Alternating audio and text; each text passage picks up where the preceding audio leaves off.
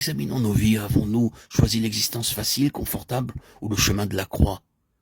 Nos aises ou le sentier du sacrifice? Refusons-nous des concessions au monde ou refusons-nous de nous associer à lui? Nous amassons-nous des trésors sur la terre ou bien amassons-nous dans le ciel auprès de Dieu un trésor qui ne manque jamais? Comme Moïse, renonçons-nous à tout ce qui s'étend sous nos yeux pour rechercher la communion avec Dieu dans l'ardent désir de lui parler face à face? Avons-nous décidé avec le secours de sa grâce de le connaître aussi intimement qu'il est possible de le faire pendant les jours de notre pèlerinage terrestre? La pensée lui vint d'aller visiter ses frères et voyant qu'on en maltraitait un sans sujet, il prit sa défense. Acte 7, 23-24. Moïse a fait son choix. Cela suffisait-il pour qu'il fût aussitôt un vase honorable propre au service du Seigneur? De Timothée 2, 21. Non. Il n'est pas suffisant de se soumettre à Dieu, de choisir le chemin de la croix. La lutte avant le don de soi et la paix qui remplit le cœur lorsque cet acte est accompli peuvent faire supposer que le but est atteint, alors qu'en réalité c'est seulement le début de la course. Car c'est uniquement lorsque l'homme s'est donné que Dieu peut agir en lui et le préparer pour l'accomplissement de ses desseins. Moïse ne se connaissait pas encore lui-même. Être instruit dans toute la sagesse de ce monde, être puissant en parole et en œuvre, ce n'est pas une préparation suffisante pour être un instrument utile entre les mains de Dieu. Hélas. Hélas, il est triste d'avoir à constater qu'en cette dispensation de l'Évangile, nous sommes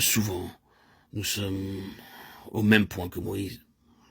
Nous reposons sur la sagesse de l'Égypte, sur de certains talents oratoires, sur notre énergie propre, et nous agissons comme si les armes de notre combat étaient charnelles. Forts de nos propres forces, nous allons de l'avant et découvrons notre erreur. Les événements qui se succédèrent brisèrent les liens retenant Moïse à la cour égyptienne, à cette vie mondaine à laquelle, d'ailleurs, il avait décidé de renoncer. Il en est toujours ainsi quand nous marchons avec Dieu. Son action intérieure sur le cœur et son action extérieure sur les circonstances de nos vies se combinent pour amener l'accomplissement de sa volonté.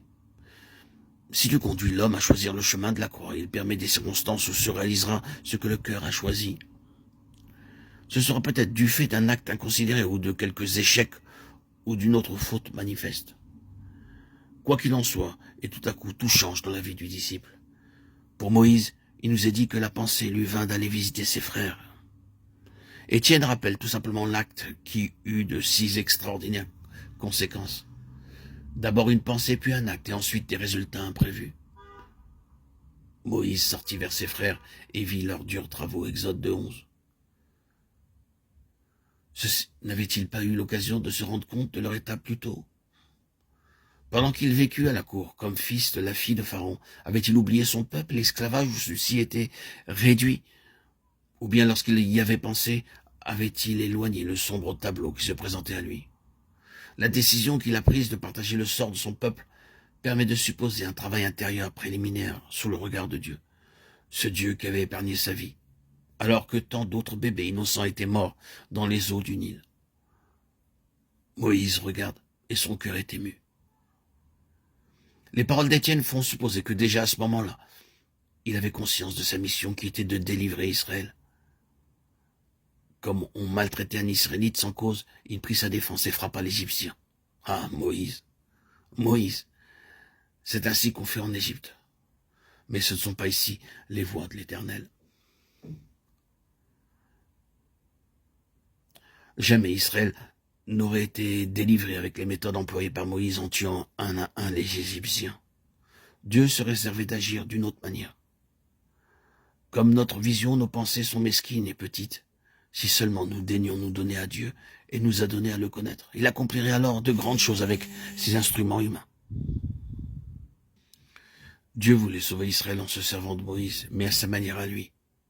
Et dans l'œuvre que Dieu se propose d'accomplir, Moïse est l'obstacle, le plus grand des obstacles. Que de temps il va falloir pour faire de cet homme fougueux une flèche polie, un instrument docile. Cette expérience de la vie de Moïse a sa contrepartie dans la nôtre.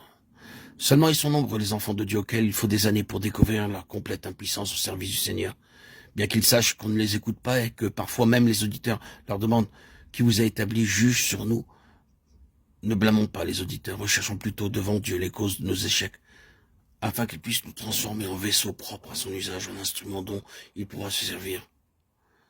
Recherchons plutôt devant Dieu les causes de nos échecs, afin qu'il puisse nous transformer en vaisseau propre à son usage, en instrument dont il pourra se servir.